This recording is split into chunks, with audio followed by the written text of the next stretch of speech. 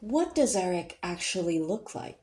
The question that roams the minds of all the people who are too lazy to read the novel and too invested in the musical to tarnish its imagery. For decades, for almost a century, there have been countless depictions of Erik, the opera ghost. I am, of course, referring to the iconic character from the Phantom of the Opera novel, written by Gaston Leroux and published in 1909. It's kind of hard saying things that I just assume everybody knows. His ever changing appearance has been the showstopper in movies, TV shows, TV episodes, parodies, books, and more. And yet, thanks to the popular musical by Andrew Lloyd Webber, the general consensus seems to be that Erik is a fairly average looking man, with the exception of a deformity or scarring that takes up half of his face and or head. But I don't care for anybody other than my man, Leroux's Erik. Lyric? And maybe the boy! So, I am here to answer some questions and I bring the receipts. Okay? What does Erik look like? How is he described in the book? And has any adaptation actually gotten his look right?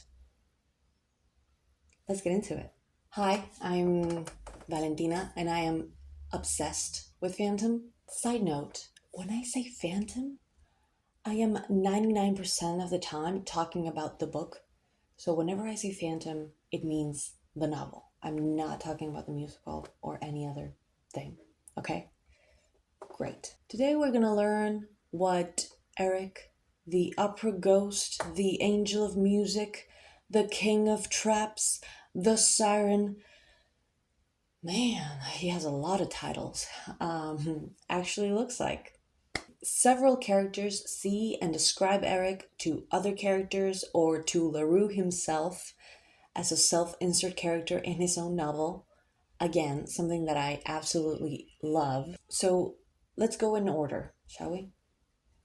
The first time that we get a glimpse of Erik is in the very first chapter when a group of ballet girls bump into him backstage. The ghost had appeared in the shape of a gentleman in evening dress who had suddenly loomed up before them in the corridor without their knowing where he'd come from. For a good few months, all anyone had talked about in the upper house was this ghost in black tie and tails who walked like a shadow all over the building from top to bottom and never spoke to anyone. Okay, so we have a ghost in black tie and tails. By tails, the text talks about a tailcoat. And a tailcoat is a knee length coat characterized by a rear section of the skirt with the front of the skirt cut away. So a tailcoat um, is like the evening dress coat for white tie. So this means that Erik is very elegantly dressed. And I have three things to say to that. Number one, slay. Number two, what a distinguished gentleman. And number three, does Erik actually need to be wearing formal evening dress? He is literally running away from all who see him and he moves in the dark. Does he need to be wearing tails? No. And yet, he does. You know why? Because Erik is everything but simple. And then in the very first chapter, we also get a description given by the chief stage settler or the scene shifter, Joseph Bouquet. And he said he had bumped into him, and we get this description. Here is what Joseph Bouquet would tell anyone who asked. He is tremendously thin, and his coat hangs on a bag of bones. His eyes are so deep set you can hardly make out the pupils which never move. In fact, All you can see is two great big black holes like sockets in a dead man's skull. The skin is stretched over the bones as tight as a drum. It's not white, but a sickly sort of yellow. He's got no nose to speak of, and you can hardly see it side on. And the fact that there is no nose to see is the most horrible sight. Three or four brown strandy wisps of hair across his forehead and behind his ears is all he's got, and blah, blah, blah, blah, blah. So, this is a pretty complete and thorough description of Erik. They may be talking about a ghost, but guess what? That's actually Erik. That's him. This is what Erik looks like. Okay, moving forward, we have a fun moment in chapter 3 in which Messieurs de Bien and Poligny, for the first time, secretly make the opera's new directors, Messieurs Armand Moncharmin and Firmin Richard, party to their real hidden reason for resigning from the National Academy of Music. Man, I love these long ass chapter names. We have this goodbye gala that the old opera directors are hosting, and there's a dinner party, and Erik crashes it. He literally shows up at dinner and he sits there, and we get this description. He was sitting there just like any other guest, but with this difference: he ate and drank nothing. Those who had begun looking and had smiled at what they saw soon turned away, for the sight immediately filled the mind with very disturbing thoughts. Everyone thought that if the dead ever return and sit at the table of the living, none of them would ever have a more macabre face. Oh, wow. So imagine you're sitting there at dinner, you turn around, there's a guest right next to you, and you're like, oh, he's funny looking. Oh my God. Okay. I don't want to keep looking at him. We have heard a couple of times the words like death or skull mentioned here, and this is where I come in to tell you that the most accurate image of Erik that you may be able to conjure up in your head is that of a zombie like appearance, okay? So his skin is stretched over his bones, his very sunken eyes, very sucked in face, he's very bony looking. So I'm guessing that he looks like a zombie. He looks like a dead person. So he literally just shows up at dinner and lets everyone know at the table that Joseph Bouquet died. Side note here, a lot of people seem to think that he killed Joseph Bouquet, but he didn't actually kill him. He tortured him until he killed himself. It's not the same, okay? Through the memoirs of Moncharmin, we get a little description of Erik too.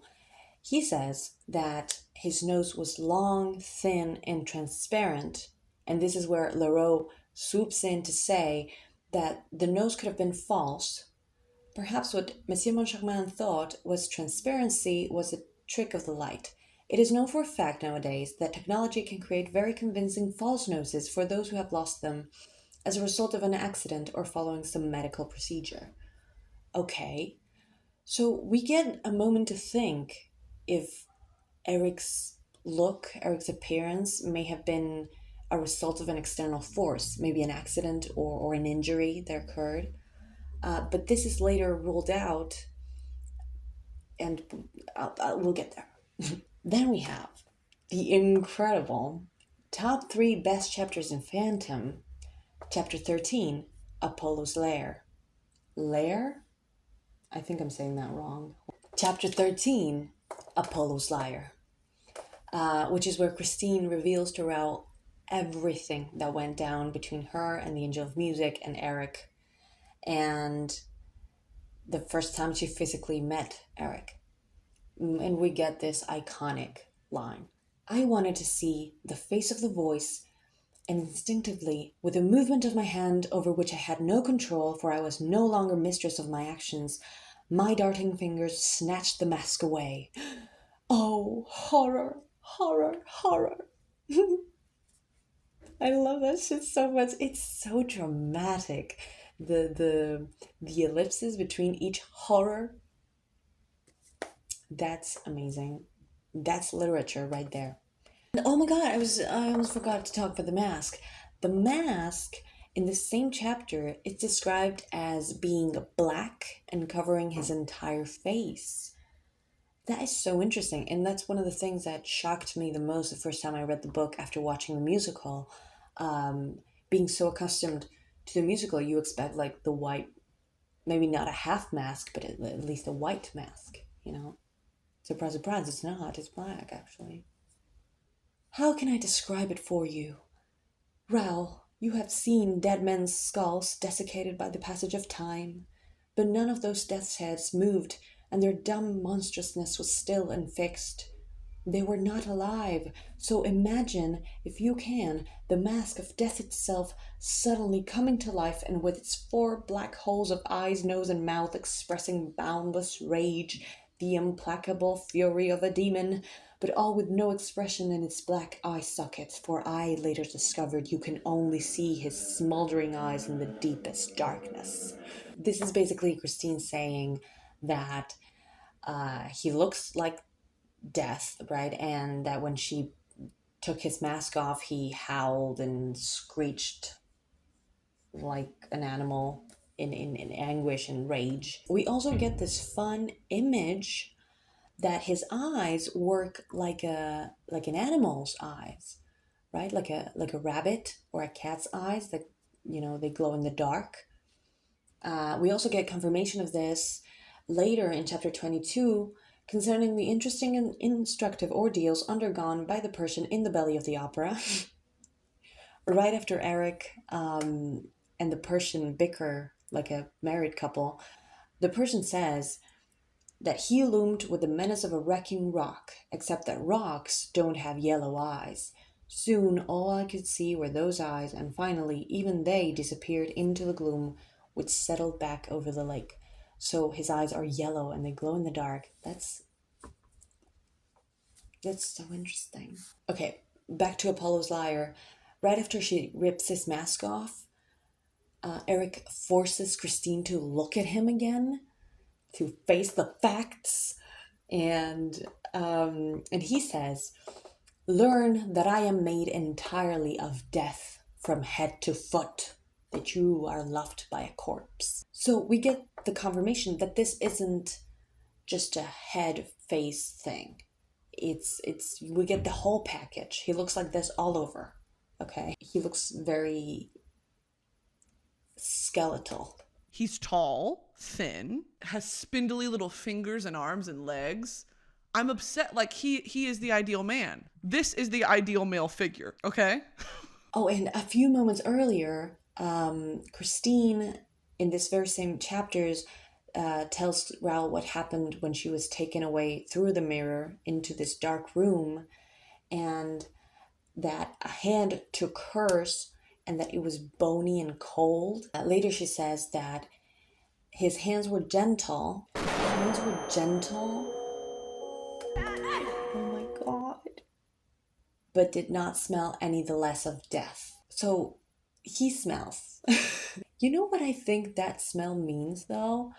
Like, I feel like it's damp or a kind of musty smell, which might be pretty close to the smell of death that she's referring to. I wouldn't think that it's an unbearably disgusting smell because Christine doesn't get any more than slightly taken aback by it. So I don't think it's too horrible, but it's pretty awful still. Finally, at the end of the novel, in the epilogue, we get a big chunk of Erik's backstory, right? And according to the Persian, Erik was born in a small town near Rowan, the son of a builder.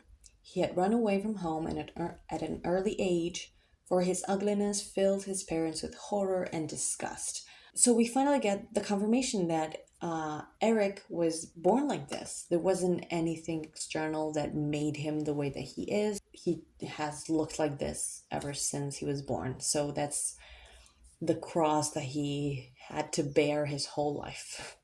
I still love him, no. There are a couple of artists that have perfectly illustrated what Erik looks like in some amazing, amazing fan art. I'm not going to show it now. I would like to make a separate video talking about my favorite artists, phantom artists, and um, people who make fan art. In the book, there is no scarring, no wounds, no deformity, no exposed bone or muscle, no protruding lumps or crooked teeth. So, to sum up, Erik is a tall, this is a lie actually. We never get confirmation if Erik is tall or not. There is a moment in which the person says that Erik was about as tall as he was, but we don't know what that means. So, but you know, a girl can dream. Thin, bony man with a skeletal frame. He has very little hair, literally like two or three strands of black hair, which might actually be the most heartbreaking aspect of all of this. His yellowish skin stretches over his bones, making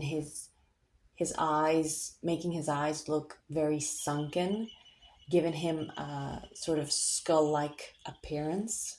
He has no nose, and his yellow eyes glow in the dark. He is always dressed like a gentleman, and he wears a black mask that covers his entire face. Okay, I think this video has been long enough. I was hoping to talk about the adaptations, but I don't want this video to be 3 hours long. So we'll do that next time. I'm done here. I hope you learned something, and I hope you enjoyed this video. Bye.